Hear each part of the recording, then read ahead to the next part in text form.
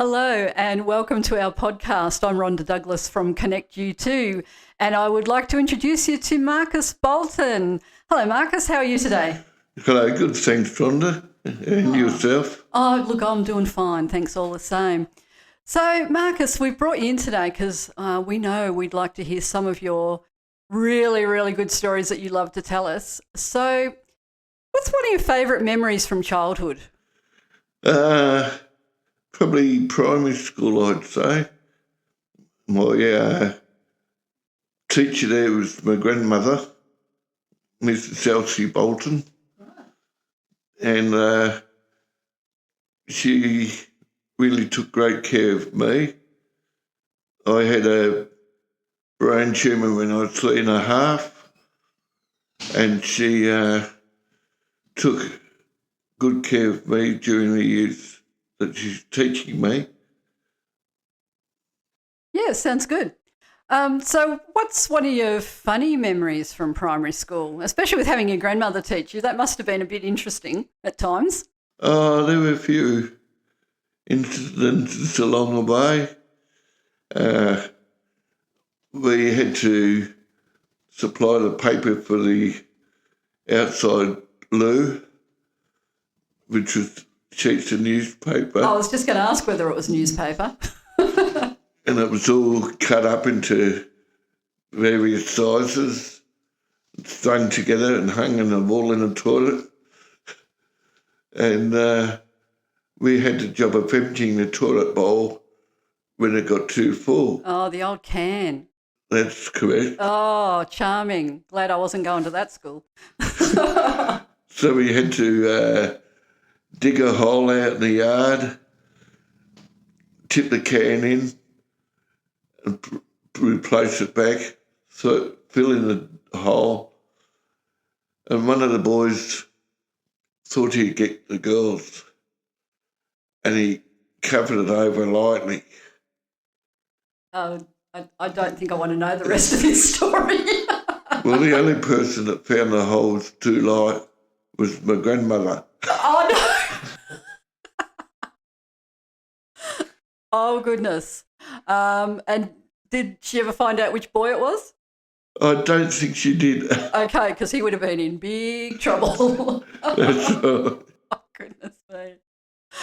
So, where did you grow up? About a mile away from the school, Yeah, where was the school? on Swanbay Road, Mannering. Mannering. So, were you on a farm? Yes, Yeah. 84 acres. So, tell me about the farm. Must be some good stories coming out of the farm. Come on.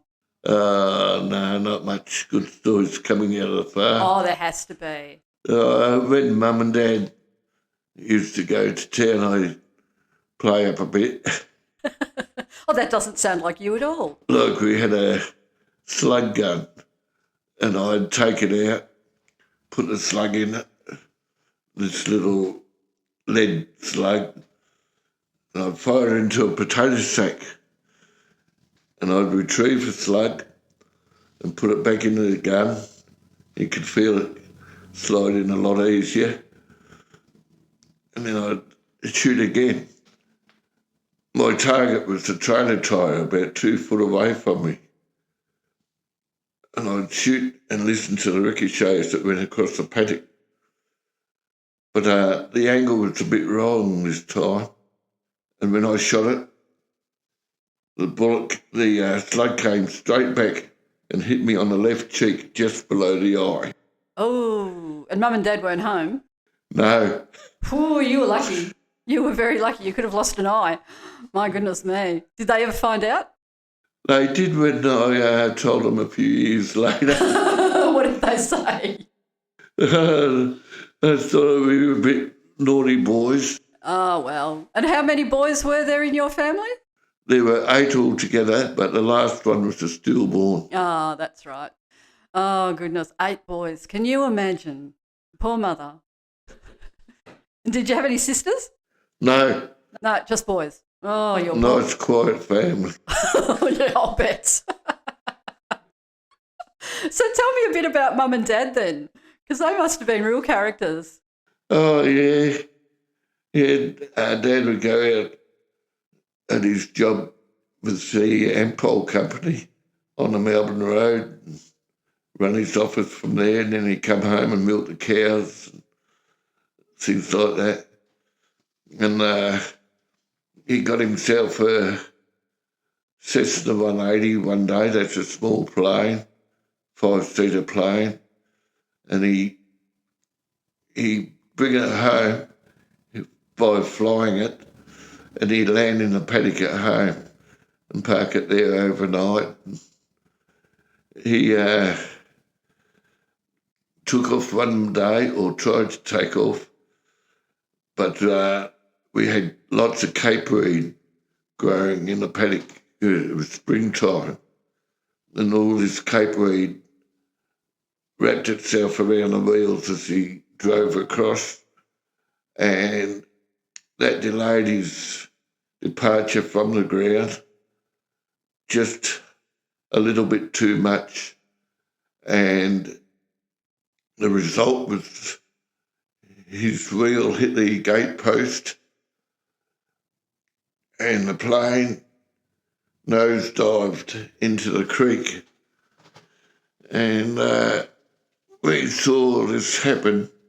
We were standing on a driveway and we saw this happen, and we went running up to the plane to see that he was okay. Fortunately, he was okay. And What about the plane? well, he put that on the back of the truck and he drove it up to Orange in New South Wales to get it repaired again. And on his way up, he could see the shadow of a vehicle right behind the truck. The vehicle behind the truck was that close, he could only see the shadow. And so Dad moved over a little bit and pebbles started flicking up, and it hit the windscreen of the car behind him, broke the windscreen, and the person in the car put his lights on and pulled Dad over, because the person in the car was a policeman. Of course. Of course. Just your dad's luck, huh? And so Dad's excuse was he travelling too close behind me. And the police officer said? I don't know what the police officer said, but... Or Dad didn't tell you anyway. What about Mum? Mum, I wish I'd met your mum. She just sounds amazing. Having given birth to 8 people, the last one being a stillborn baby, Yeah. Mum found a couple of hobbies. With so many kids, she'd make herself busy making cakes, and Dolly Parton cakes and little football cakes, and this basket of fruit cake, and she'd also do china painting. All right.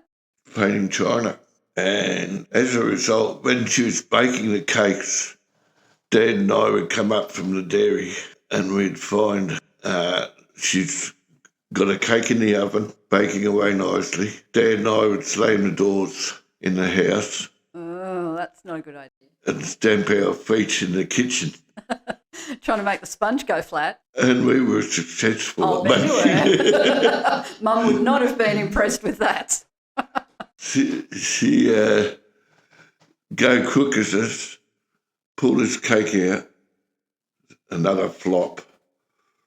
And Dad and I would enjoy fighting each other, devouring it. Yeah, I was wondering about what happened to the cake. Yeah, I thought that might be the case. The uncooked middle and the crispy crust was beautiful. Yeah, yum. Sounds good to me. So I know there's another member of your family that you're incredibly proud of. Would you like to tell us a little bit about him? Who's that? Your granddad. That's right, my granddad. Forgot about him, did you? Got carried away with the story, of course. Got carried away with the story of your mum, yeah. Yeah. The old granddad came over from Ireland many years ago, and he took up running the farm, and then he volunteered to go into the war. And as a result of the war in Gallipoli, he came back minus two of his legs, and he continued running the farm, and he would be out in the paddock riding his horse, and he'd fall off.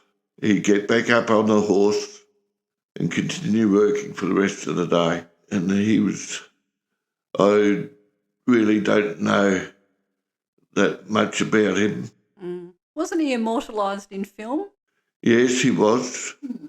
1985, they were filming the film about him.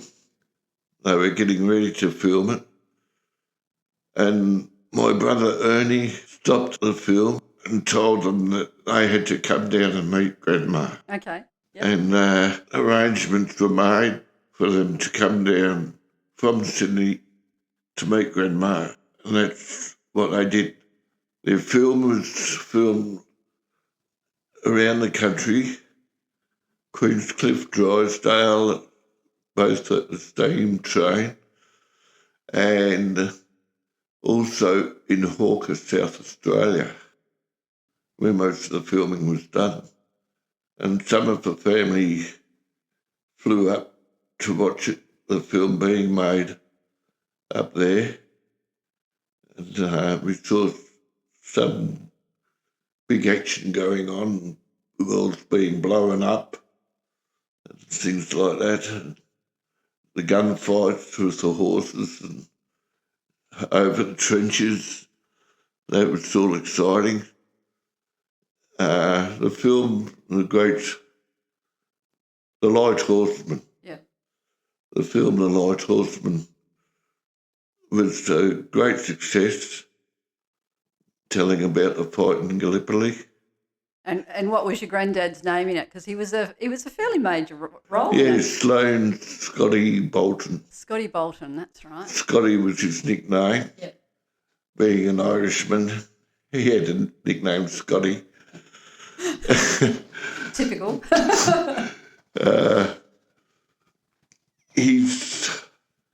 Since the film was made, there's been a Indigenous garden display made up in the honour of the people that fought in the war from the Mannerham area, Mannerham, Drysdale, Queenscliff, and there's been a garden made, Indigenous garden, in honour of them on Swan Bay Road, Mannerham, next to the train line, where the old Mannerham Hall used to be. I have actually written a poem about the Mannerham Hall years ago. Can you remember it? I can't remember it at the moment, but I've got it written, and I can bring it in sometime and read it out to you. Oh, that'd be great. We'd love that. You've got lots of poems, haven't you? I have. So, what about pets on the farm? Did you have any pets when you were down there? Yes. I remember you telling me one about somebody in your bedroom. You had a little pet in your bedroom. Yes, he was my favourite pet. Mm-hmm. He was a big black spider. So tell me about this big black spider. Did you name him? Did you give him a name? Yes, Alfredo. Alfredo, okay. It's a good name. Because it was a female spider, Okay. being that males and females do not mix after they've copulated. Yes. And the female normally eats the male. Yes. Now, this spider had a massive web in the corner of my bedroom window with a hole leading down where it lived. And I'd go out in the summertime and I'd find a blowfly, nice juicy blowfly. And I'd catch that blowfly alive in my fingers. and I'd walk into my bedroom feeling the blowfly buzz as much as I could, and I'd throw it into the spider web as hard as I could, and it would get stuck in the spider web. And this Alfredo would come out and wrap it up in spider web and take it into that hole. Now, over the course of time, whenever I went to bed, I could see Alfredo looking at me, wondering if I had another mouthful for it. What was Mum's thought on Alfredo? Well, Mum didn't know about it at the time, and I just kept feeding it over the month. And eventually, when Mum and I were moving out from the farm, my aunties came out to help with the moving. And one of my aunties saw Alfredo in the nest, and she actually put an end to Alfredo's life. Oh, that's sad. It was. Poor Alfredo. Yeah, I really wanted Alfredo to come with me into Geelong. Yeah, absolutely, absolutely. So after the farm, what did life look like after the farm? Where did you move to? Well, after the farm, I moved to Geelong. Right, okay. And I was looking for life with more people around and Yeah. people I could talk to and mix with. And who did you find? Oh, all sorts of people, country music people and such. I had a thing called a mandolin, which Mum and Dad bought for me many years ago. And I had the lessons. Mum and Dad paid for the lessons. And I kept on playing this mandolin from time to time and putting it down after I got sick of it and then picking it up later and playing some more. And I went down to Polar Bay one day after the 82 bushfires. Okay. And I went down as a volunteer to help clean up the burnt houses. And I was put on this crew, on this truck, to go down and clear a couple of houses. And while I was working with them, I was talking to them about the Country Music Association. They were involved with the DW Hope Centre in North Geelong, where they had a country music show going. And they invited me along to it. After a while, I decided to give it a go along to this country music thing, see what it's all about. And I'd go along and sit in the crowd and just listen. And they'd try to get me up to perform in some way. And I eventually decided to go up and perform by doing bits of verses that I knew in my head. And one of these stories was about Louis the Fly, which I used to do quite often. And I'd ramble it on nearly week after week after week. What, adding to the story of Louis the Fly? Yes. Okay. And they eventually made a demand that I play it again one day, recite it again.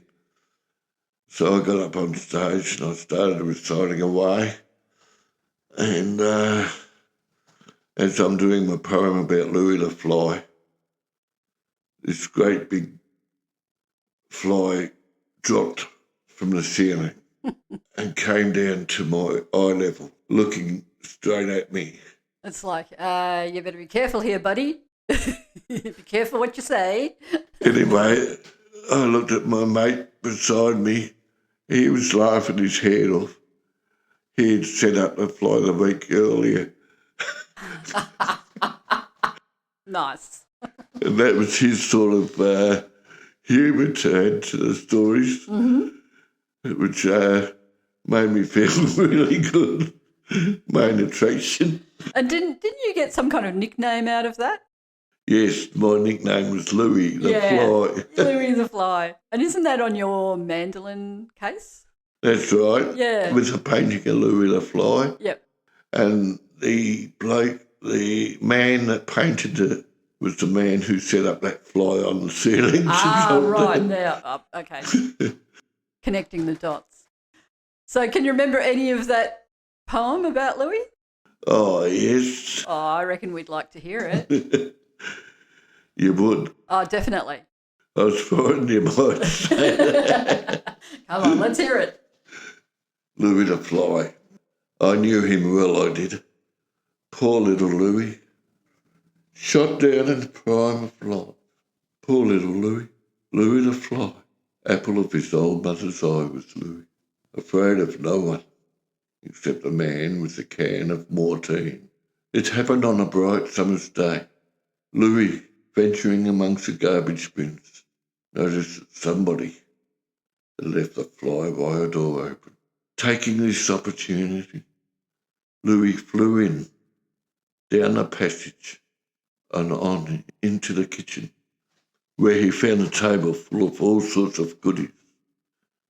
There was roast beef, chicken, and sticky lollies, the sort of things that blowflies just love to eat. Louis landed on the roast beef and started to clean his feet before settling down to a meal. But the man of the house noticed Louis and flicked at him with the tea towel, just missing him by the hair of a fly's leg. Poor little Louis. Louis the Fly.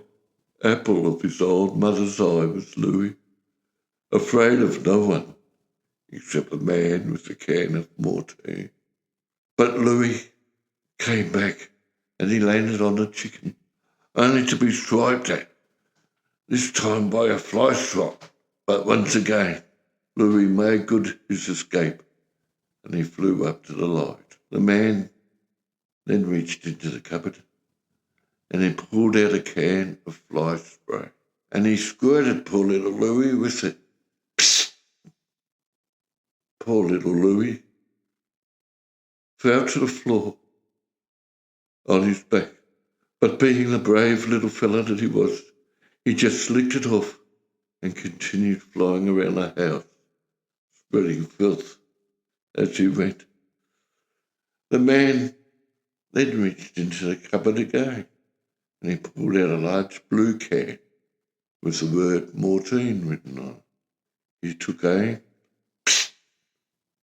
and with one quick squirt, Louis fell to the floor on his back, kicking his little legs in the air and spinning around in circles.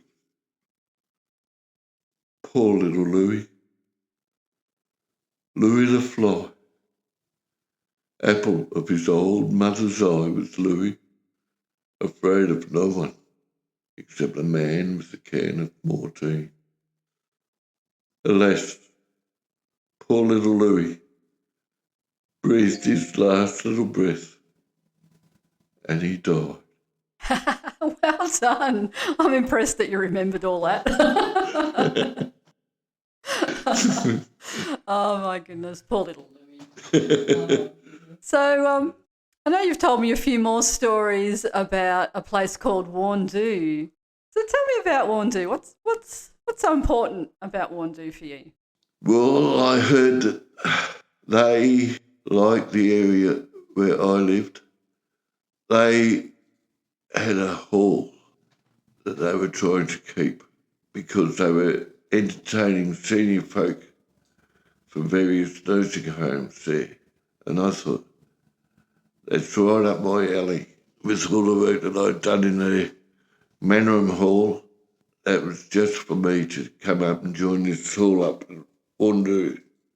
So I got involved, went up there with my mandolin and my poetry, and I became one of the main stars up there amongst the elderly people.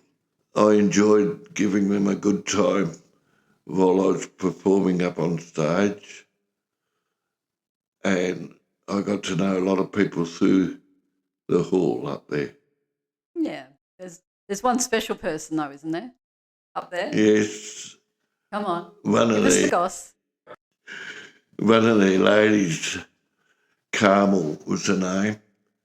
She invited me to stay the night up there sometimes with her and her mother.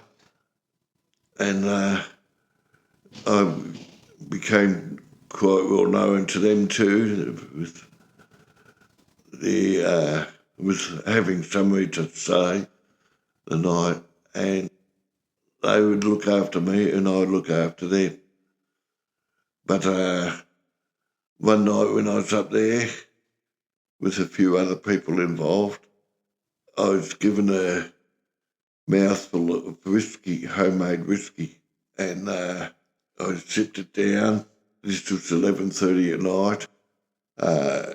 Quarter to 12, I was given another little glass. I sipped that one down. 12 o'clock, I went to bed, and the bed looked so soft and cosy and warm. And I hopped in under the rugs, and I think I was asleep in about 2 minutes, and I was warm and cosy. And then I woke up about 2 or 3 in the morning, and I was stone cold, and my bed was as rock hard as could be, and I was uncomfortable, and I couldn't get back to sleep. And I thought I must get some more heat onto me. So I grabbed hold of the rugs and I started pulling them down onto me. Hang on. I'm pulling them down onto me. I think I've fallen out of bed. That whiskey was pretty potent by the sounds of things. It was. Anyway, I thought while I'm out of bed, I may as well go to the little fella's room. So I put my glasses on and I thought, what the heck's going wrong here? Pressed my glasses back again and my left eyeball was actually touching the glass. And I thought, I think I've given myself a black eye. And I went up to the toilet and I looked in the mirror and there's this black eye looking back at me. I've given myself a black eye. Anyway, after I'd finished the toilet, I come walking down the hall and Carmel's coming up the other way. She stops to have a chat to me and then she says, Louis, what have you done to your eye? And I said, I think I've given myself a black eye. I fell out of bed. She had a laugh and she said, oh, well, go back to bed and we'll fix it up in the morning.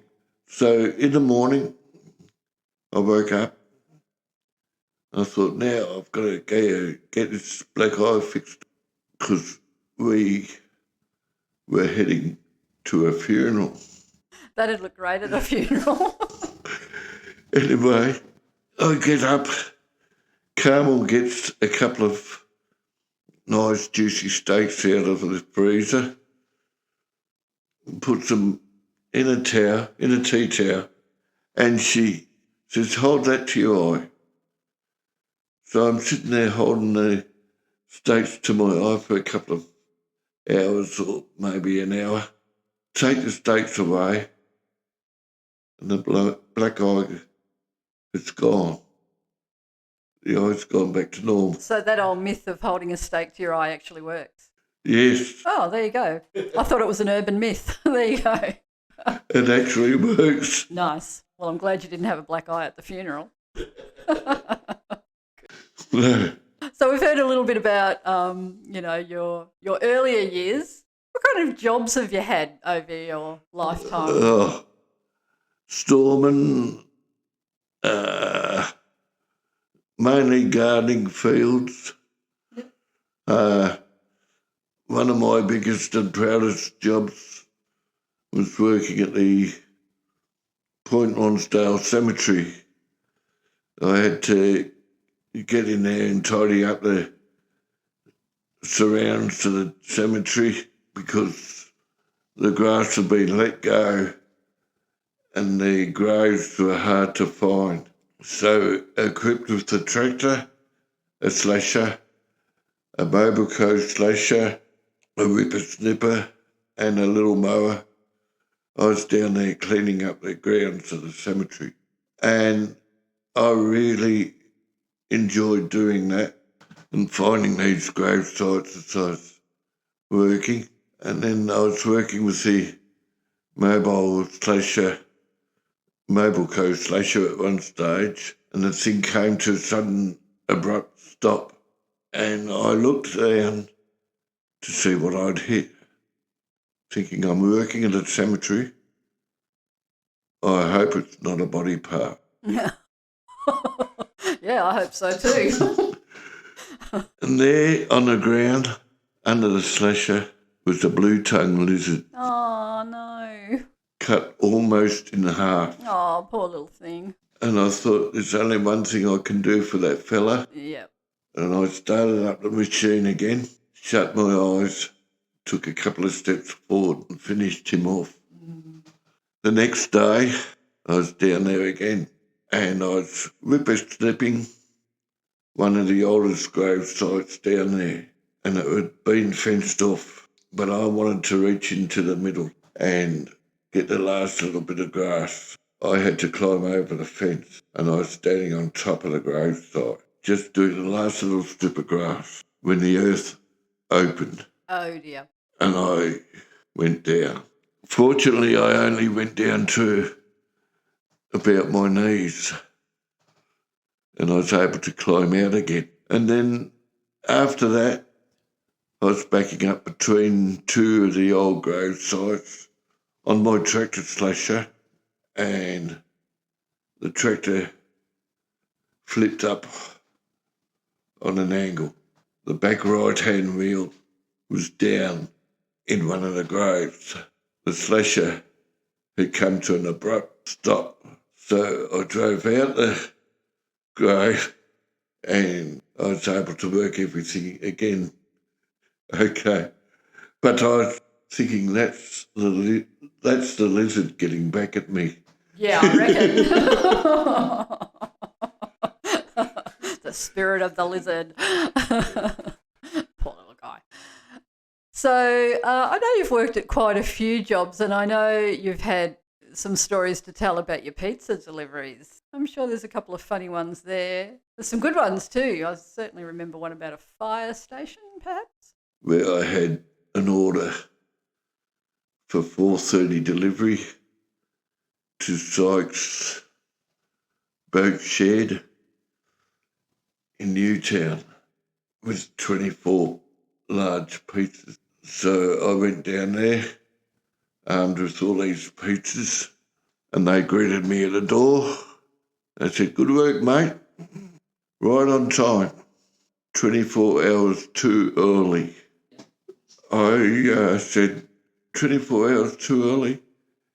He said, "Yes, same time tomorrow." And he says, "At least you know where to get."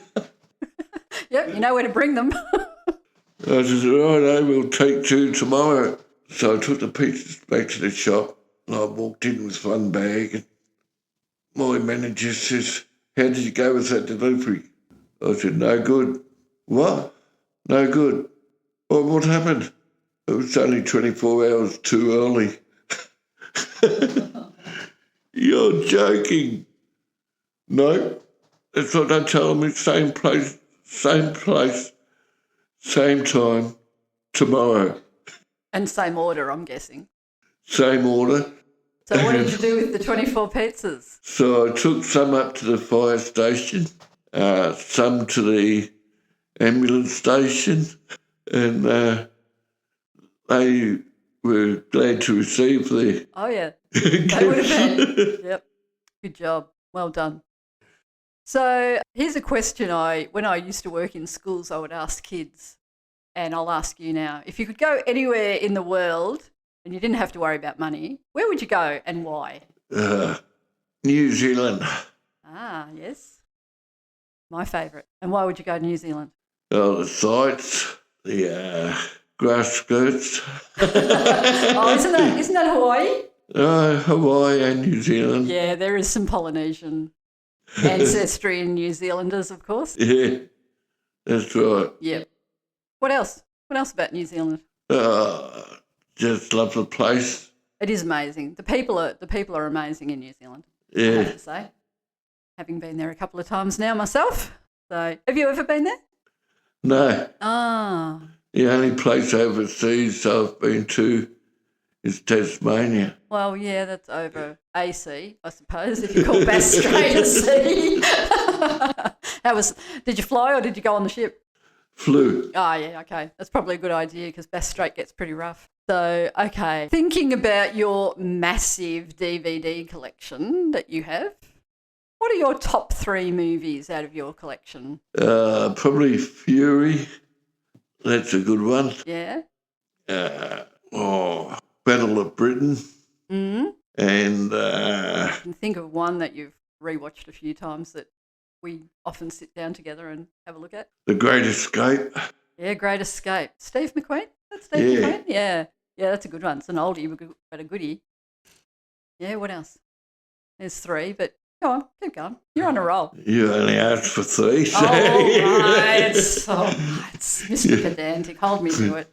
you only get 3. You're going to hold me to that too, aren't you? Yeah. All right.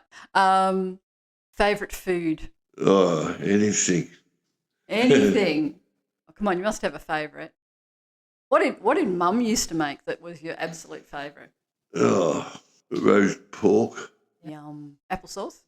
Yeah. Oh, definitely. All right. So, have you got a final poem for us or a story? Oh, I can remember a story that you've told me about a rainbow. The rainbow. The rainbow. You've got to tell us the rainbow story. It's so good. Right.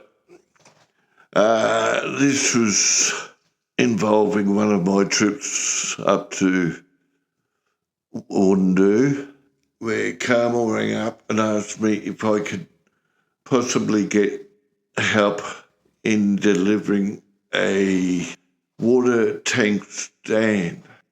And I said, yeah, I think I can get some help to do that. So I rang up my mate in Korea and asked him if I could use his car and his trailer, and we could go up with my other mate and we'd take the delivery of the tank stand from Colac and take it up to Wundu. Yeah, no worries, that sounded pretty simple enough. So Mark and Darren and myself headed up to Colac and we got the tank stand loaded on a trailer and we drove up to Wundu. Dropped the tank stand off in the yard at the school and headed back home. As we were heading home, it was raining lightly, not very heavily, and I looked across at a hill on the right-hand side and I said, look at that rainbow, how bright it is. And as we travelled along, I kept looking at the rainbow and I said, look, it's moving along with us. It's following us. And then through some minor or major miracle, that rainbow started to get closer. And I thought, hang on, rainbows don't get closer, they go further away. But this one was coming closer and closer until we realised we were driving through the rainbow. And the magic colours that you could see as you drove through the rainbow was overwhelming. And the car behind us stopped to take a photo of us going through this rainbow. Now, we didn't find a pot of gold. I was going to ask you that, whether you'd found that pot of gold. No. Darn. Didn't find a pot of gold. Didn't appear in a big rabbit hole like in Goldilocks or anything like that. We just continued our way, feeling really happy and marvellous that we'd just driven through this rainbow.